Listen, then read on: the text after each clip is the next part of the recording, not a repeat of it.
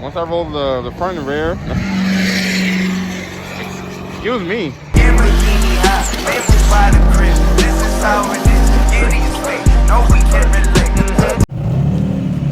Alright guys, we starting off another video. Oh gosh. Oh, he made it.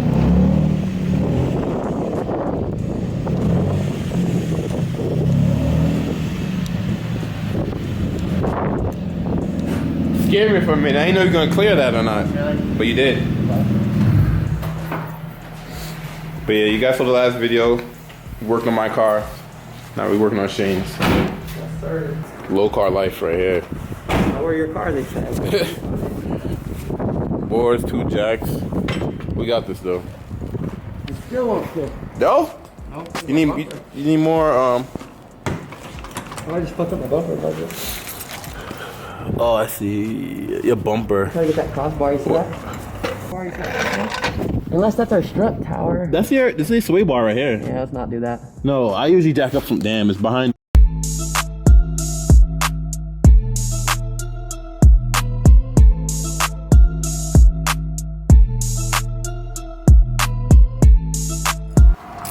Lower control arms. LCA.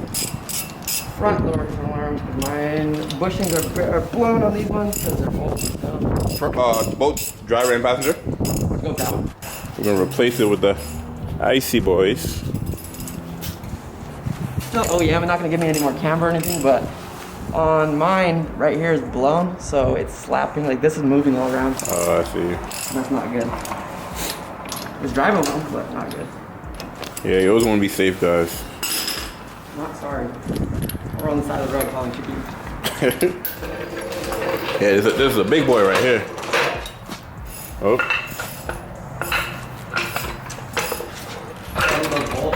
Now I'm regretting that. Oh yeah, you can get to the cross member. Yeah. But then we could get a third jack underneath there. A third jack. 3 jack method. Actually, go get the third jack on the other side now. Oh, the little baby one? Yeah. What side? Oh, this side? Yeah. Where the hell's my handle? Huh? It's in my trunk? Oh, the handle? Oh. Yeah. Things in my trunk.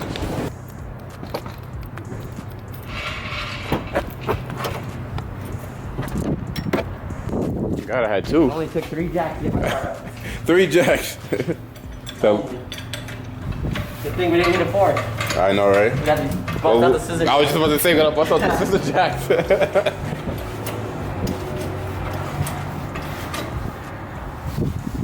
Alright. There we go.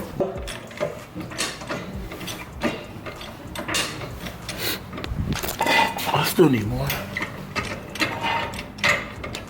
Oh yeah, I can go lower in the front. He said I can go lower. This guy is crazy. Yeah. So like this is what we're replacing right here. See how mine are like, they're not supposed to go up against the subframe. Oh, I see. If you take a hammer or something, watch. Yeah. See, it'll move. See, like the bushing is blown out. Gotcha. Yes, sir. So the bottom of the strut, what's this? What's this for? That's my sway bar. Oh, for your sway bar. New ones of those too. So we're taking this out, which is a bitch. That's gonna be the hardest thing is this. We're taking this, and this, and that's it. Oh, okay. That's not. Oh, I see the cotter pin. Okay. The needle nose is behind you. Okay. If you need that. I'm new to the Nissan platform, so I don't know what the hell I'm looking at. But all cars are kind of got the same idea. We try to copy each other. Yeah. Makes mechanics' lives a little simpler. You gotta reuse that one? No, probably good. It's probably so old it's gonna break on me. Yeah. The other one, I just don't put carter pins back in. I need to. Oh, okay. But honestly, I think of them as like they're not really holding much, dude. You mean? Yeah, it's an extra safety, but yeah, it's not like you. I like to be dangerous. He said I like the danger. I like danger. And turtles. And turtles. I like turtles. I like turtles. That's an old meme. Started me. Looking good. Jonathan just got an awesome face paint job. What do you think? I like turtles. Hope this car don't turn into a meme today. We're almost done with today. Thank God we're just doing the fronts, so. Yeah, for real. Even if there is an issue, I'm okay, because just the fronts. Just the fronts. Just 2 installs real quick. Yeah, full car, that's when it's annoying. Shane finished up his 350Z, knocked up the controller arm. I had to run to pick up Shelly real fast, and I'm back, so I'm just gonna clean everything up. He did that super fast. It was probably super easy. Day three. Y'all remember I put spacers in the front and rear? For the rear, you guys are probably screaming at me. I don't need spacers in the rear. See, it clears the spring, well, the strut actually, with ease. So I'm gonna take off the rear spacers, see how it rides. All right, so we just test drove, and it drives a lot better. I rub a lot less because I took off the spacers. So now, it just drives way better. It drives way better. Once I roll them, that's it. Once I roll the front and rear, excuse me. But yeah, once I roll the rear, it's very good now. Now I can go over bumps, and I don't really rub as much. Of course, if I start flying around a corner or something like that, I will. But once I roll the rear fenders, that should be good. All right, it is day 4. It's about 12 o'clock at night. I'm still trying to figure this thing out. When we took the spacers off, of course, it made everything better, but the car is still bouncy. So what I believe what it is this, the strut, the shock needs to be taller. That's what I believe what it is. I believe it's a little bit bouncy because the shock is not tall enough to take the absorption of, you know, when you go over a bump, whatever, everything's relying on the spring. The shock is not tall enough to absorb it. That's what I believe is going on. So I was like, okay, let me do this tonight, see if I can knock this out. I can't get the shock off right now for some reason.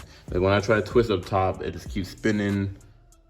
I don't know. I'm gonna put everything back together on this side, go to the other side, and try to unbolten the shock on top first before I take anything off. See if that's the way, because if I want to take the shock out, that way I can unlock this and kind of readjust it. So that's the game plan, but it's super late. I got work tomorrow, early tomorrow too. So I'm thinking I'm put the car back together. When I get off work, come back and see if I can figure this thing out. It's been 4 days since I installed them, and I've been playing with the settings, trying to get everything down packed. It's like 11:30 at night right now. I got home like around 7-ish, ate with Shelly, got to work, try to figure this thing out, and I finally got it. So the car's still aggressive, you know, front is still about 2 fingers. I raised the rear, and the rear now is about even 2 fingers. So the rear is not sitting on top of the tire like it was before. And let me show you guys what issue I was running into. My phone died, so I can't even show the flash. But you see the springs. Springs had no issue. Me and Mark already adjusted those. The shock, I was having a huge issue with the shock. And what I realized is the shock was so short that the car was so bouncy in the back because the shock was so short, it relied mostly on the springs. That's why the car was mad bouncy. So last night, I tried to take the wheels off, figure out, see if I could do it myself. The issue I was running into was the shock, the collar on the shock to adjust it, I couldn't get it off. So I spent like, I don't know, 4 hours last night trying to work it out. I could not get it off. So I went to work this morning and the back of the car is literally jumping still. Even though me and Mark fixed the issue where I had the OEM bump stop, I took that out. Car is still jumping like crazy. I'm like, we raised the car and I changed the stiffness and dampering. It cannot be the coils. It can't be springs or the dampering. It gotta be the shock. Like I said, I came off of work today and I started like around 8-ish. And I took one spring out and I could not take the spring out. I took the spring out of the car and I could not turn the collar at all. Like I tried everything. I hit up Kendall like, yo bro, I cannot get this thing off. He told me a bunch of things I could do. I tried, it didn't work. So what I did is I went to the other side and the wheel was off, but the shock was still sitting in there. And I was trying to spin it while I was in the car. It worked. I was able to unlock it. I'm gonna drop a video where I sent to Kendall when I finally got the damn thing to work, because I was about to give up. As soon as you said that, finally got this little bastard off.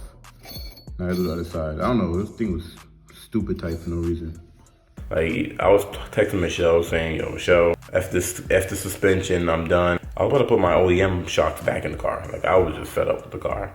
Unlock one side, then I went to the other side, unlocked both sides, and I just start measuring. So what I did is I unbolted the shock from up top on the inside, then released its collar, locked it back up top, then I just adjust the shock accordingly. And I did some measurement, measure both sides. So both sides are pretty much around the same. I probably went up about, I'm up an inch. I went about an inch in the rear on both sides. I just want to test drive just now. No hopping, you know, I don't even rub, you know, and I stiffen up the dampering. So all I can say is thank God, because I haven't had any sleep all week, because I need to figure this out. I couldn't go to sleep until I had this thing dialed in. If I roll the fenders, I can go lower. Even though, you know, I'm not that low. I'm low, but I'm not that low. I could definitely go lower. I'm not monster trucking it. I can't fit 2 fingers in there, but it's still a decent gap. So if I roll the fenders, I could definitely go down lower. But now I figure it out.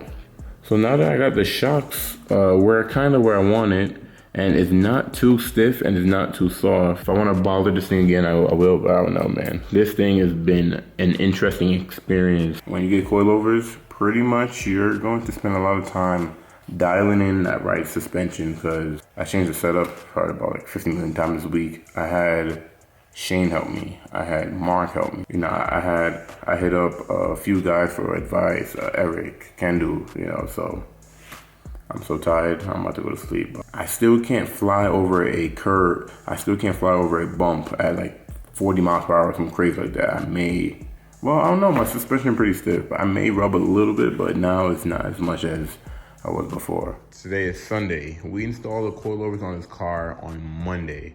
I spend 1 week working on this car every night, trying to get the suspension dialed in. I think the last clip or the last video was saying how I fixed it, I had to change the shock, whatever. Anyways, it was still bouncing. So just now, I took the wheels off, took off the springs, lowered the springs. When me and Mark, we raised the springs, I lowered them back and raised the shocks. And now the car sits lower again back in the rear, but it doesn't hop. It doesn't do that weird hop. I'm pretty tucked in here though, but I think I have the shock dialed in just perfect, where I just took a test drive. I was going around bumps and stuff. I don't rub. I have an appointment to get these defenders rolled Friday. Today's Sunday.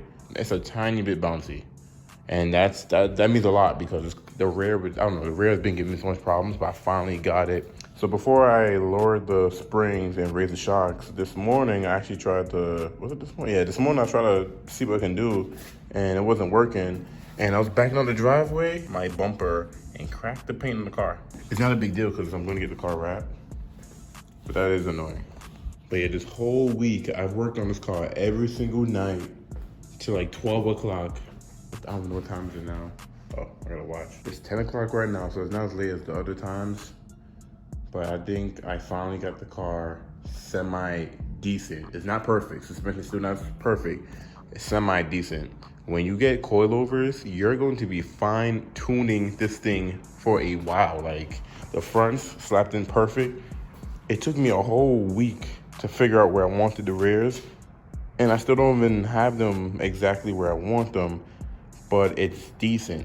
Like I said, the past week, the rear has been crazy, bouncing, and right now it's dialed in. It's dialed in. I'm just glad. I'm gonna clean up and go to sleep.